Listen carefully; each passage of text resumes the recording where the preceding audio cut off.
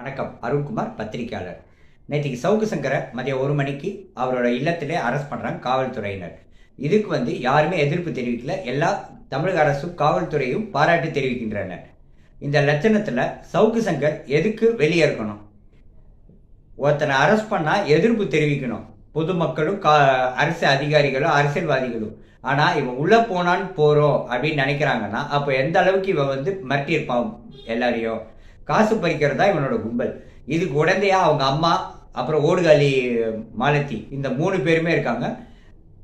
தமிழக அரசுக்கு பொதுமக்கள் சார்பாகவும் சமூக ஆர்வலர் சார்பாகவும் ஒரு கோரிக்கை வைக்கிறேன்.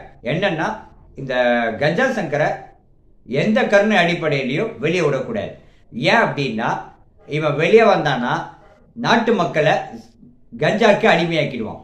அதனால இவனை வெளியே விடாமப்படி ஆல்ரெடி 38 கேஸ் பெண்டிங் இருக்குல்ல, 40 கேஸாக போட்டு குண்டாஸ் அடித்து அவனை நிரந்தரமாக உள்ளே வச்சு நாட்டு மக்களை காப்பாற்றணுன்றது தான் என்னோட கோரிக்கை.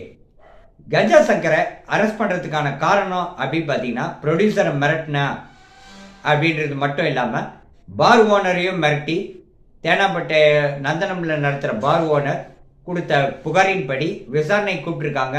இந்த கஞ்சா சங்கர் வரல, அதனால் வாரண்ட் இஷ்யூ பண்ணி வந்திருக்காங்க.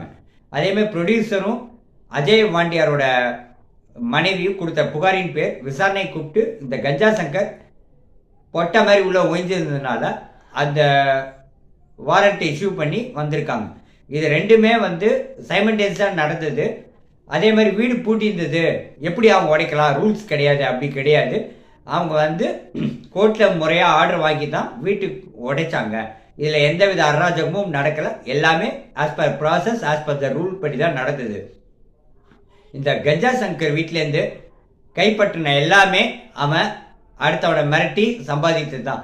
அவனோட சொத்தை முடக்கணும், அமலாக்கத்துறை அவனோட சொத்தை முடக்கி வைக்கணுன்றது தான் கோரிக்கை. நன்றி, வணக்கம்.